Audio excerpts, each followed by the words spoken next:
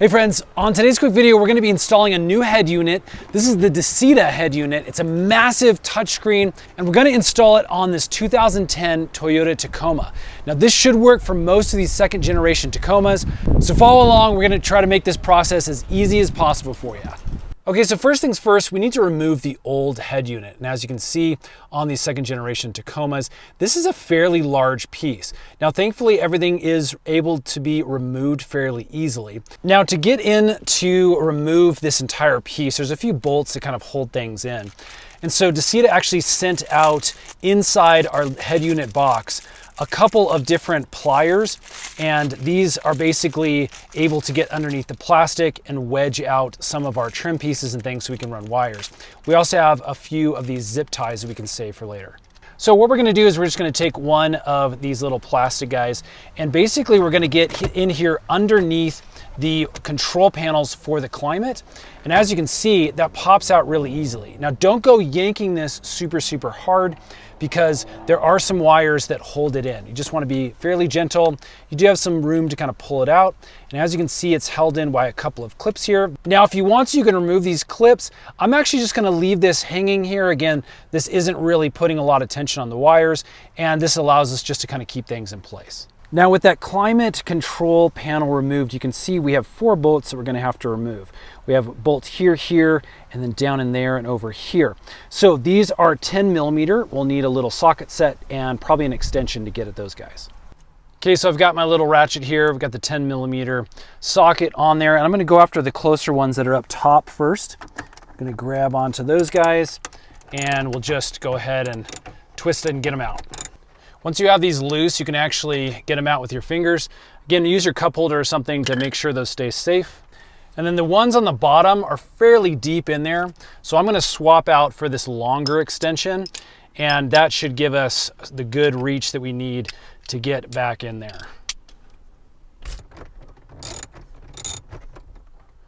Okay, with all 4 of our bolts out, we can now pull this out. Again, do not yank this. There's a bunch of wires that are holding it in. There's also some clips up in this area that hold things in.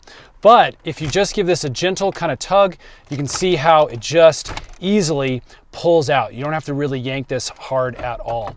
So I'm just gonna pull that out a little bit. You can kind of see the wiring harness on the back there. Okay, there's a few things we need to remove here. You can see kind of how our wiring harnesses are set up. There's the antenna over there. So again, I'm just going to remove all of these clips and the antenna, and then we should have this whole head unit free and clear.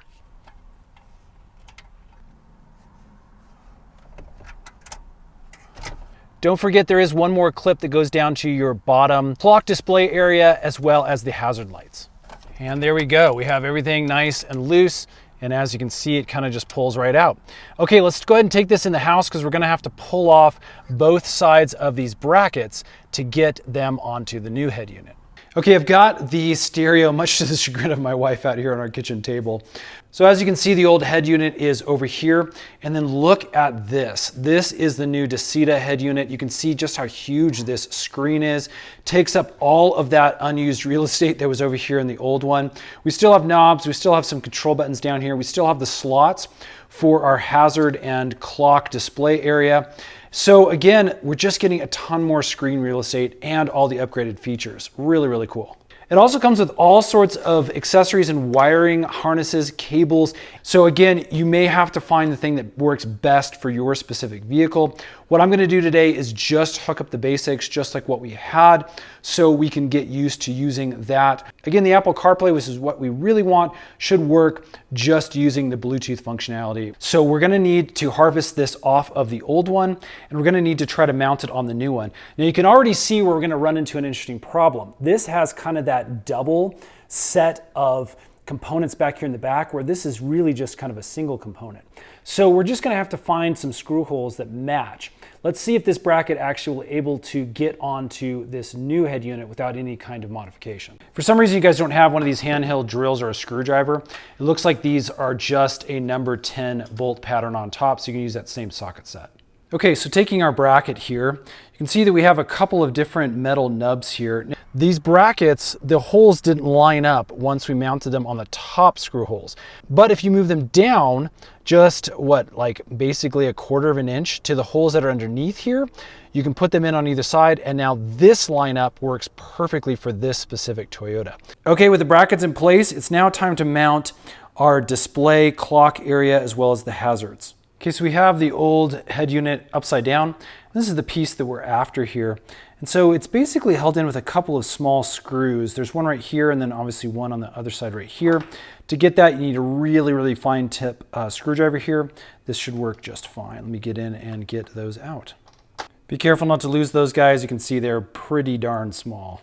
Okay, with those two screws out, I'm gonna flip this over and we should be able to just lift up on this little bottom piece and kind of push out with our thumbs, and that whole bottom piece should pull straight out of the unit. And there we go. You can see the buttons still kind of work. We just need to mount this now into the new unit. Okay, I've got the Dasaita turned upside down here on its face. And again, we just need to match up that small hole with the longer rectangle hole.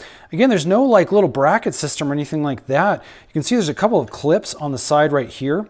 So this should just feed straight down in and snap into place just like that. Those two clips kind of snapped into place, and that's on there. So as you can see, that looks actually really nice in there.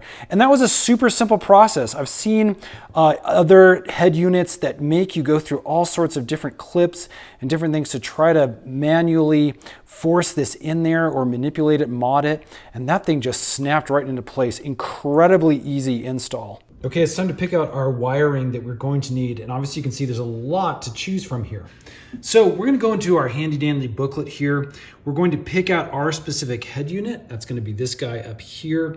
So we're looking for CB005. And then we're gonna need a couple additional attachments as well to get everything hooked up properly. So I pulled the three little harnesses that I'm gonna need.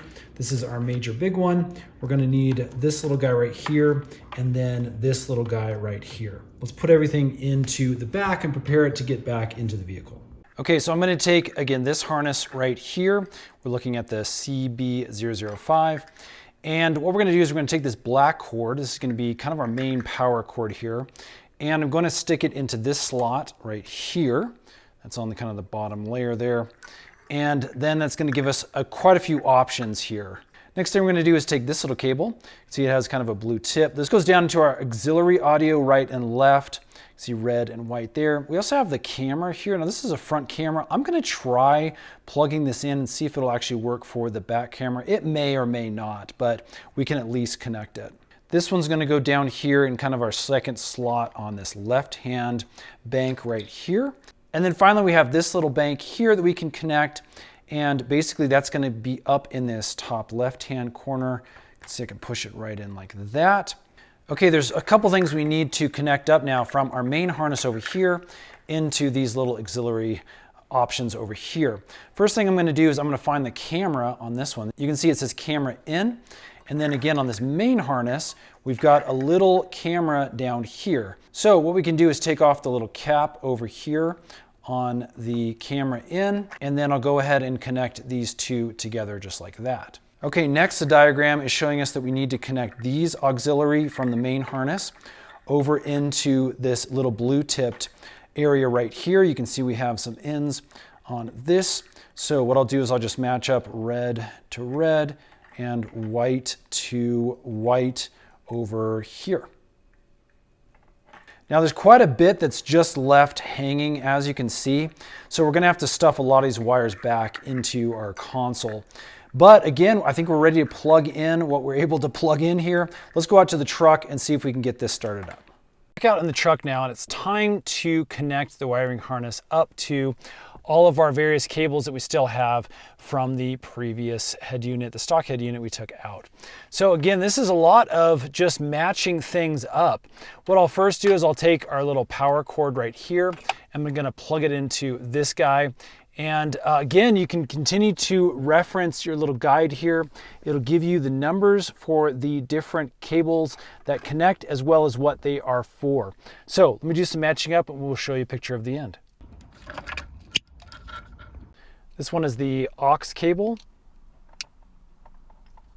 Now, according to the instructions, these are the reverse detect, which I actually don't have in this 2010. So we're gonna leave these set aside and won't plug them in.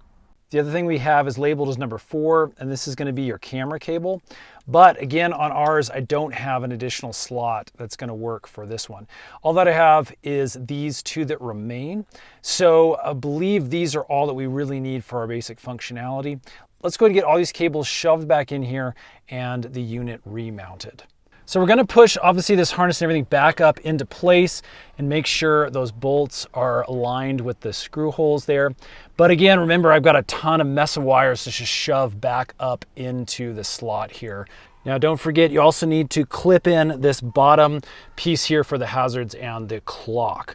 Again, that clip goes right in the back there. Okay, now basically you can see these top clips just slot right up in the top there. It should look really nice and seamless up top. I can move down here. Let's look inside. As you can see, I can push the screws into those holes and lock it down into place. Everything is flush and nice. Let's go ahead and get these screws into place and lock it down. Okay, I've got my 4 bolts that look like this. We're just going to stick them back up into place. I'll do the 2 front ones first, just so we can get things nice and locked into place. And then we use that nice long extension to get the 2 on the sides. Okay, with the 4 bolts into place, we can now stick our little climate control back in, just the nice little clips. And look at that, everything is installed and good to go. Last thing to do is just to take off our little protective sticker here. There we go, everything is installed. It's looking incredibly clean, seamless. It really did replace that other head unit perfectly. Man, this looks so modern and sleek. We have the Bluetooth CarPlay functionality. Okay, now that everything's in, it's time to give it a try. I'm gonna go ahead and put my keys into the ignition here. I'm gonna put it on accessory mode, and we should get this queuing right up. Look at that, everything's in and good to go. All right, we're gonna go ahead and get our Bluetooth set up with our phone. We're gonna do some trials. We're gonna get this all nice and set up so that it looks really good. It works fully with our phone. I'm super excited. This thing already looks absolutely fantastic. Again, if you're interested, you can find this Dasaita unit right here on Amazon. If this has helped, give us a thumbs up and stay tuned because we're making a bunch more of these videos, more specifically some demo videos to show all the features for this specific unit with the Vivid interface. And we will have that available on our channel here very, very soon. Thanks so much for watching. Stay tuned. We'll see you again on the next one.